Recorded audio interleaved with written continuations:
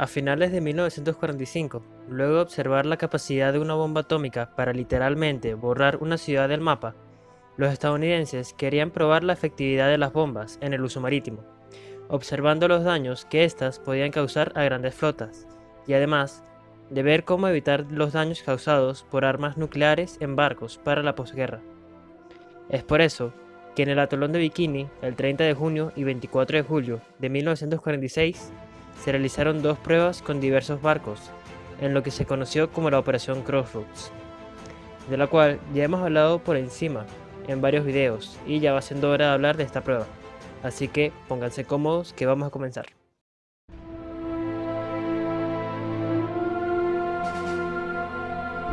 Todo comienza el 16 de agosto de 1945, cuando Louis Strauss sugiere que se realicen dichas pruebas para probar si la flota americana estaba ya obsoleta con la introducción de este tipo de armas, o si en cambio podía sobrevivir y mantener su tamaño en la posguerra.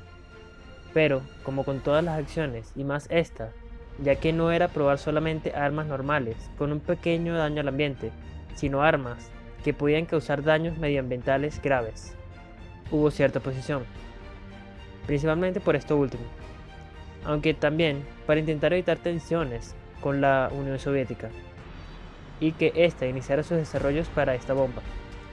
Otros eran por el costo.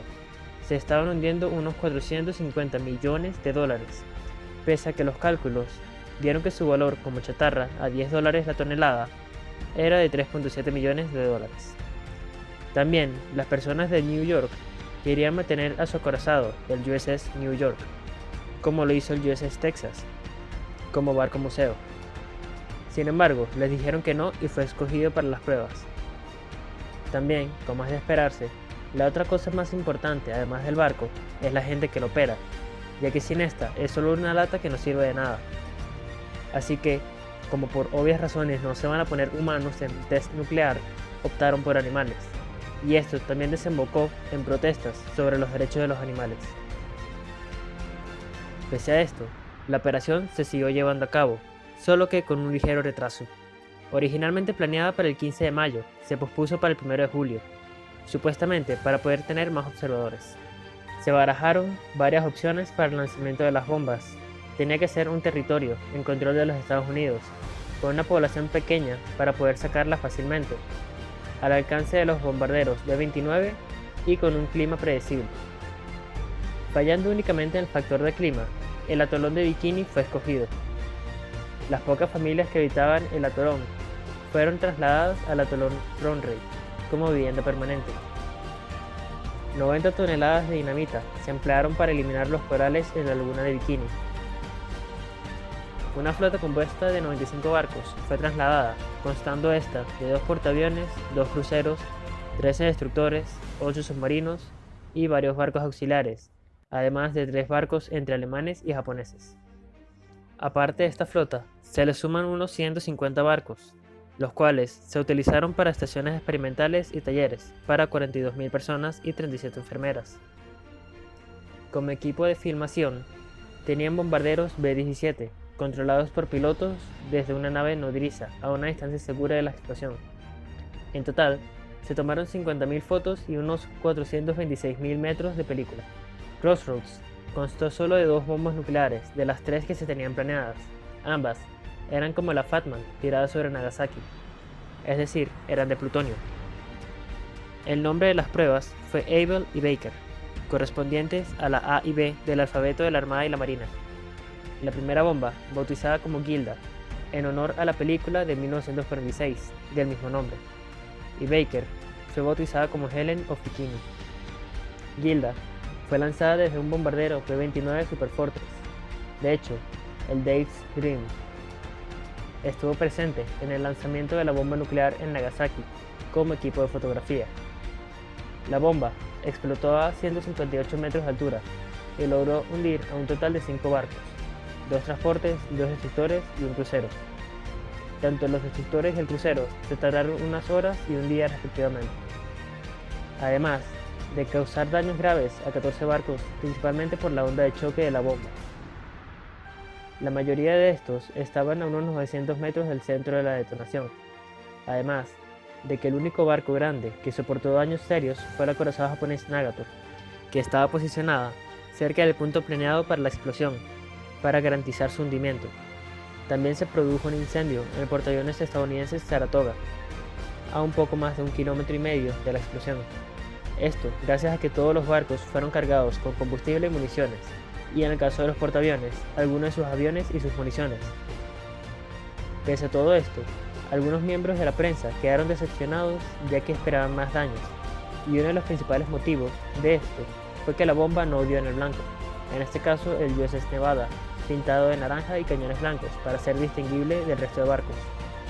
De hecho, el objetivo se perdió por casi 650 metros. Esto condujo a la revisión del bombardero, atribuyéndole la culpa a la balística de la bomba, a la mira del bombardero, etc. Pero no se pudo encontrar una causa concluyente.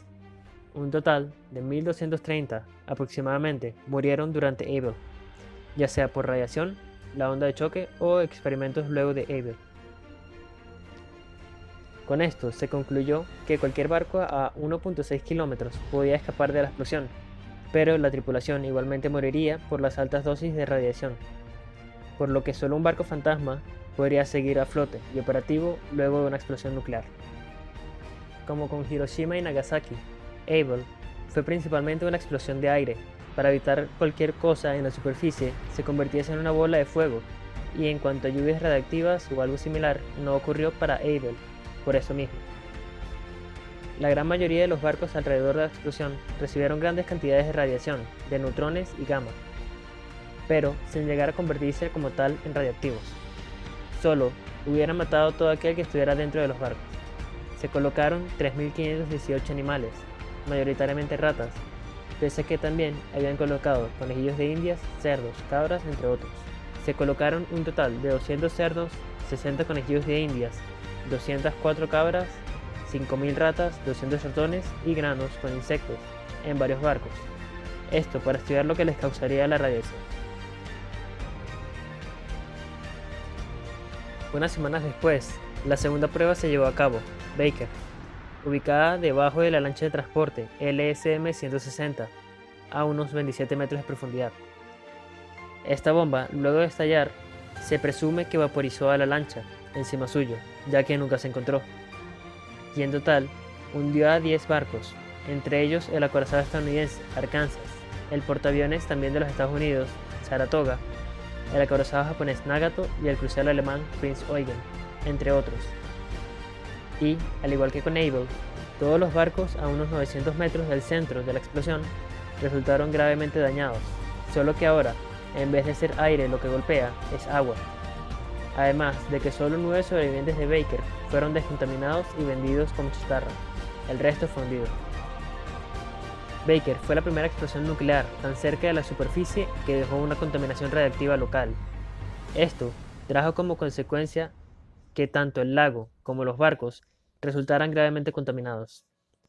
En total, se produjo casi 1,5 kilos de productos de fisión, los cuales se mezclaron con las 2 millones de toneladas de arena del lago, la cual mayoritariamente se quedó en el lago, pero hubo otra pequeña parte que logró salir por las corrientes marítimas del lago. También, una pequeña parte contaminó el aire y apareció una niebla radiactiva densa alrededor de todos los barcos en la zona, contaminándolos. Al tiempo se evaporó, pero la nube siguió moviéndose. La cantidad máxima de radiación que podían tomar los científicos durante sus pruebas era de 0,1 Roentgens por día, y por esto el primer día solamente se abordaron los 5 primeros barcos, los más distantes. Los que estaban más cerca de la explosión fueron sacados y se abordaron 10 días después. Además, los animales que estuvieron en los barcos, la mayoría murieron antes de que pudieran volver a abordar los barcos. Y al principio se pensó que la muerte de radiación no era dolorosa, sin embargo, no fue acertado ya que muchos afirmaban que sí era doloroso, principalmente los japoneses, luego de Hiroshima y Nagasaki. Técnicamente podemos clasificar el test Baker como el primer desastre nuclear del mundo. ¿Por qué? Por todo el daño medioambiental que causó. Como ya dije, la bomba al explotar bajo el agua no se autolimpió, lo que generó que el plutonio estuviese regado por todas partes, barcos, animales, agua, el fondo del mar, entre otros. además de que en el intento de descontaminar los barcos y la zona en general no funcionó, ya que los medidores Geiger usados para medir la radiación no detectaban el plutonio, por lo que un barco aparentemente descontaminado podía seguir estándolo, y al este ser movido contaminar el resto de la zona.